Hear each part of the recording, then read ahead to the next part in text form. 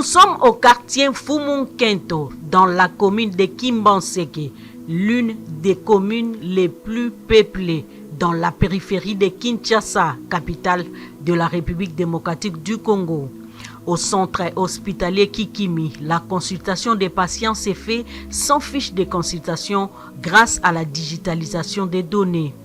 Il suffit d'un seul ticket avec code QR contenant toutes les informations du patient pour voir tous les circuits jusqu'à la prescription.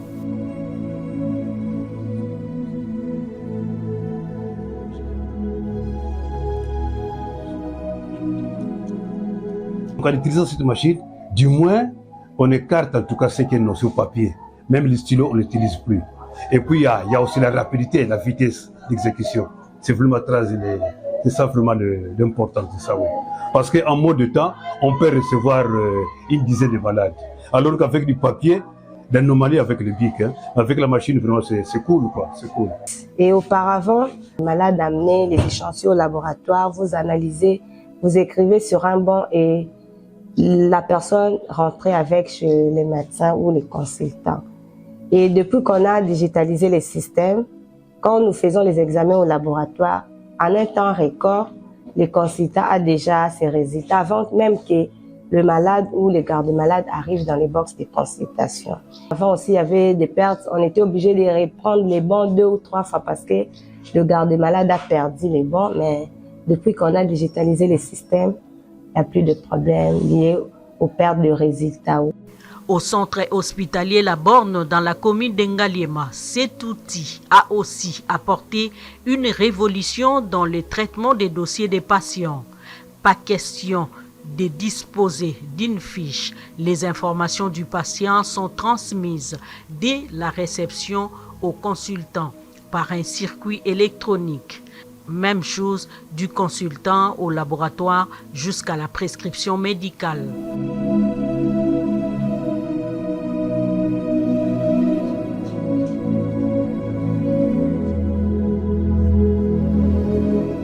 La machine nous sert pratiquement à faire une consultation sans avoir la fiche de consultation. Quand le malade arrive à la réception, il est reçu, enregistré pratiquement à partir de la réception. On imprime les tickets contenant pratiquement les codes qui est. Et quand il arrive chez nous, après le triage, on prend les signes vitaux et tous les autres paramètres. Le malade continue son parcours au cabinet de consultation. C'est cette fenêtre qui permet d'identifier le patient. Et dès que le patient est identifié, apparaissent au niveau du dossier du malade. Et de là, nous commençons la consultation. Après avoir pris tous les antécédents, les éléments que vous allez recueillir à partir de l'examen physique, vous cochez directement et tout est vraiment enregistré. À la fin de toute la consultation, on commence de la tête aux pieds, on choisit les hypothèses diagnostiques incorporées déjà dans la machine. En fonction de mon malade, j'ai choisi les examens et les examens passent directement au niveau du laboratoire. Donc, il suffit seulement que le malade quitte le cabinet, toujours avec code QR, il va passer au laboratoire et c'est au laboratoire. On met aussi le code QR, donc tous les examens demandés au niveau du cabinet du médecin réapparaissent là-bas. Dès que les résultats des laboratoires sont disponibles, ça va apparaître sur ma machine et j'ai lu les résultats, je les interprète et je prescris. Les projets AIAP Kinshasa de l'USAID exécutés par la Fondation Elisabeth Glaser avec des machines de plus ou moins 20 cm de longueur et de largeur à la forme d'une grande calculette, facilitant ainsi l'enregistrement dès la réception en passant par la consultation, les laboratoires à la prescription. Tout s'est fait de manière numérique.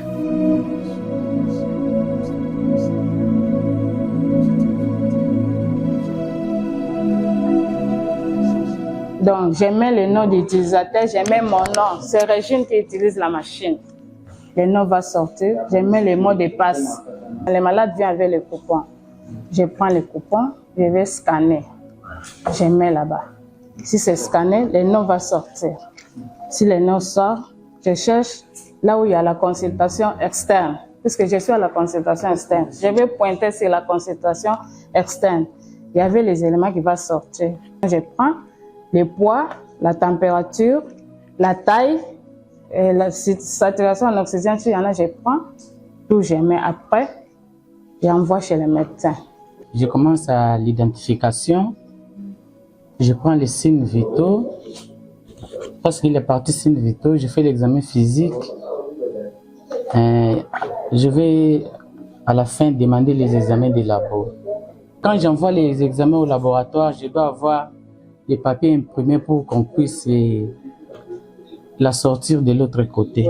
À la fin, elle va revenir avec les résultats pour qu'on puisse mettre sur la fiche et l'identifier. Une révolution dans la collecte des données de patients qu'apporte la Fondation Elisabeth Glaser dans l'optique d'appuyer les gouvernements congolais dans la conservation des qualités et la fiabilité des données des malades.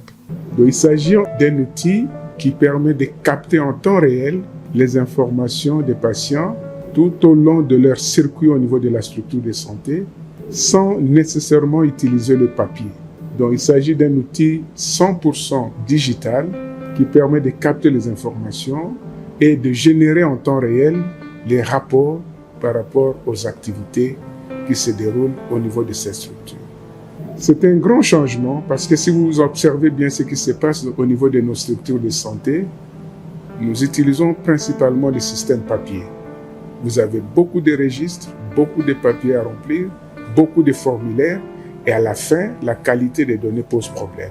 Avec cet outil, nous allons remplacer le papier par le numérique et améliorer sensiblement la qualité des données, la vitesse de la transmission des données et la qualité de l'analyse de nos données. Un projet pilote réalisé au centre hospitalier Kikimi et la Borne depuis le mois de septembre dernier et qui passe à l'échelle avec 15 autres grandes structures sanitaires des grands volumes avant d'envisager l'ensemble du pays.